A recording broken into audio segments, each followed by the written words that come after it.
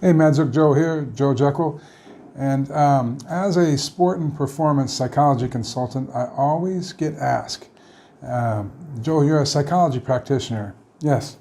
Okay, what is it that you can help me with? Sometimes your friends are, and not your family so much anymore, I've been doing that a long time, but sometimes my friends will say, what's wrong with me? Or can you read my mind?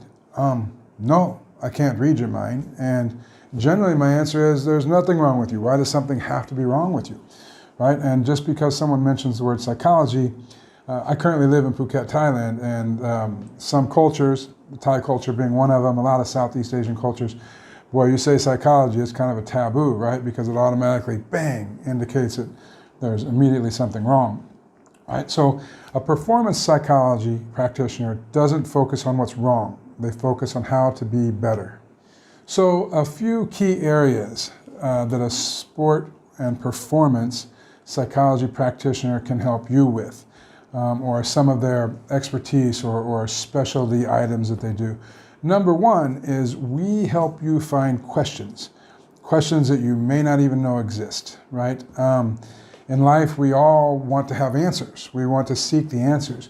But if we're asking the wrong questions, or we don't know that there's a question that we should be asking, and that could be for many reasons. We may not be old enough. We may not be life experienced enough. We may not have the academic level to know what to ask. So as a sport and performance psychology practitioner, I'm able to know these questions and the research behind these questions that have been asked for 1,000 years over different cultures. And so I can help you find the questions that can help you. So discussion, trust, communication, these are all big things for a relationship between a mentor and a mentee, or a coach and a student, or you know, you have to want to make these changes. You have to not say you want to do things, right? When I first see a client, and the first thing I ask them is, you know, why are you here? Why do you want to talk to me anyway? And they'll generally have some reason that they put forth. And sometimes I have to evaluate, is that just on the surface? Is this just something that they're at this pre-contemplation stage or the contemplation stage? They're not quite at the action stage yet. They think they want this change. They've tried a couple things before. They've for 4 or 5 years actually been trying to navigate their way through some type of change. But they seem to get stuck. They can't seem to find their way out of it, no matter who they try to help get them. Again, because they're not asking the right questions. They're avoiding the right answer. Other than finding the questions, that's a big one. So MADZOOK has a philosophy. Self-discovery leads to performance enhancement, and all personal development is based on performance enhancement, all right? So sometimes people will come to me and they'll say, hey, Joe, I want to be a 10. And I'll tell them, okay, we need to candidly evaluate where you are now. And so maybe we evaluate and they're a 2. And I say, whoa, Skip, don't know that I can get you from a 2 to a 10 if you want me to do it in 30 days. But here's what I can do. I can get you from a 2 to a 4 in 30 days. And then let's sit down again in 30 days and talk about where we want to go from there. Because now maybe as a 4, you think differently, right? Maybe you say, hey, I want to be an 8, you know? Okay, doable. Maybe you still want to be a 10. Maybe you want to be 110. So generally when we start to figure out questions and we get through the self-discovery phase and we start to establish a nice trust and you start to understand that I am working with you and for your benefit, right? Once we get through these phases of our relationship, then we start to look into how to get rid of this anxiety. What's holding us back? You know, we have some kind of barrier, we have some kind of anxiety or some kind of stress. Stress is the #1 killer in the world, and especially with COVID now, you know, the stress is just amplified with these lockdowns and people being sick and us going through times that we've never went through historically. It is a tough time to go through stress. So as a performance psychology practitioner, what I want to do after the self-discovery phase is I want to sit down and help you decide how to maintain or overcome stress and anxiety. We want to remove all pressure from you. We don't want, we want you to feel pressure in a good way, so that when you feel something strong coming onto you, your emotional state can come back into, we at one time talked about dispositional flow. So your emotional state can come back and increase your flow. So now all of a sudden you're at an optimal zone of performance because you're not dealing with anxiety, you're not dealing with stress. We've managed to get rid of that or minimize it. Now this can happen in the performance, but better for you to have practiced steps to eliminate these before the performance, okay? All right, so number 2, we're going to improve your self-discipline, all right? We're going to push you. We're going to force you into things that you don't want to do. Force may be a little bit strong of a word. We're going to assist you find a good way. Sometimes in creating self-discipline, there has to be a bad guy in the equation, because generally we all have that angel and devil inside of us, okay?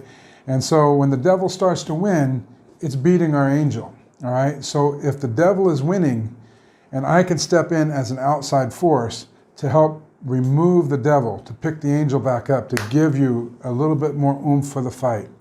Times get hard, money becomes an issue, families fight, relationships bog you down. You want certain things, but you just can't get your hands on them right now. All of these things start to come into lives. This is human nature, all right?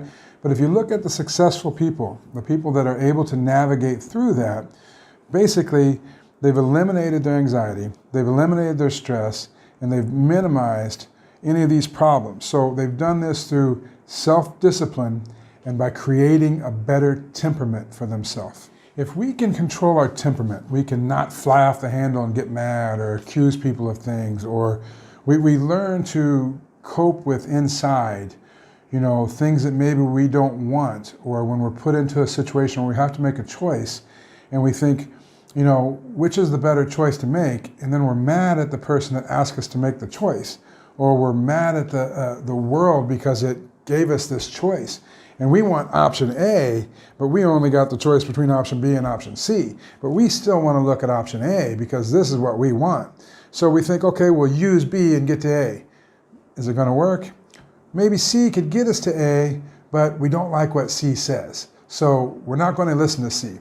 As a sport and performance psychology practitioner, oftentimes I find myself in the C position. You may not always like what I'm going to say to you, but everything I say to you is for you.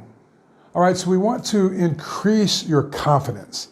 Most times the thing in life that really hinders a lot of people, barriers will boil down to a few things: environment, circumstances, personal choice, big one. But at the end of the day, our confidence, if we lack confidence, if we live in a world of doubt, we live in a world of fear, we live in a world of envy, we can never really find out who we are because we're always looking those demons over our shoulder all the time.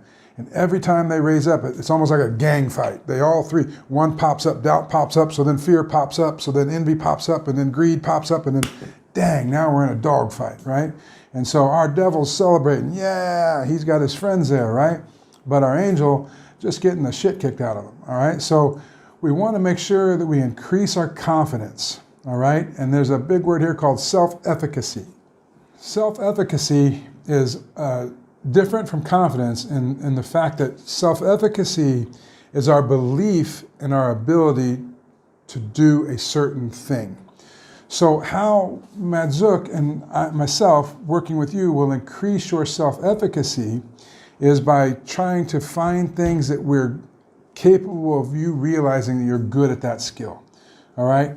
None of us in the world are bad at everything, all right? That's just not the way it is, all right? We may not be good at the thing we want to be good at exactly right this moment in time, but we got time to practice that. But if we have self-efficacy, we believe in our skills, then we will transfer that belief because now we will believe that we can take on other skills, right? But if we don't believe in the skills we possess, how the hell are we going to take on a new skill, all right? So self-efficacy builds confidence. So for purposes of today's conversation, I'm going to leave it with just one more thing that the performance psychologist does. And this is going to be leadership and communication. Now, as I said, there's many things that we do, and I'll summarize what we just spoke about here briefly. But for leadership, once you have confidence and you have that self-efficacy build, leadership might only be your ability to lead yourself in the path you want to go, right? Leadership might mean you take a role for your family. You do something for them, you provide for them, right? You show them when they're wrong, but not tell them that they're wrong.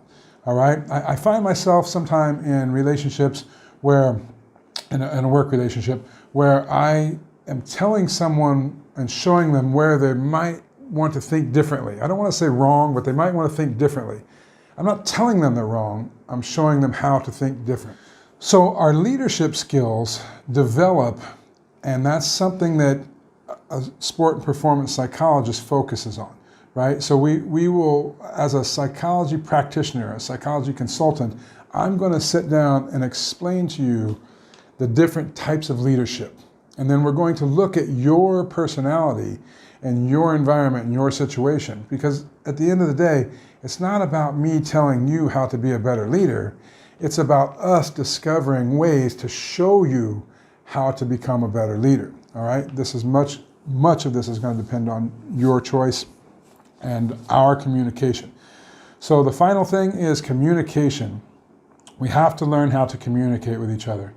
If we can't talk to each other in a reasonable manner as humans, how can we ever come to a good position?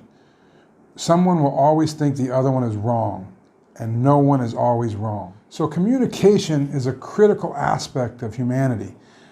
Think about the wars, the fighting, the things that would take place. That if we had better communication, it'd be okay. But sometimes we walk into something and you're already headstrong. You have this mindset that I want this, and I know this person is going to tell me that I shouldn't have this, and I'm going to only hear that that's what they're telling me, and I'm never going to consider the other thing that they're saying. I'm not going to listen to them, right? So we struggle to communicate. We shut down, we break down. And then when communication breaks down, everything breaks down and it becomes difficult. So at the end of the day, if you really care about an environment, a situation, or you are in a workplace or a relationship, whatever your reason for performing better is, you're going to need to consider your communication. All right, so let's recap. Help performers minimize and overcome anxiety and pressure, self-discipline and temperament. All right, beautiful Instagram allows me 1 minute, and so let me go ahead and start that recap over since it cut me a little short. Okay, so as a sport and performance psychology practitioner, a life coach, a performance coach, an enhancement coach, a personal development coach, here's what we can work on. We can help you minimize anxiety and stress. We can either overcome it or minimize it. We can improve your self-discipline and your temperament, big one.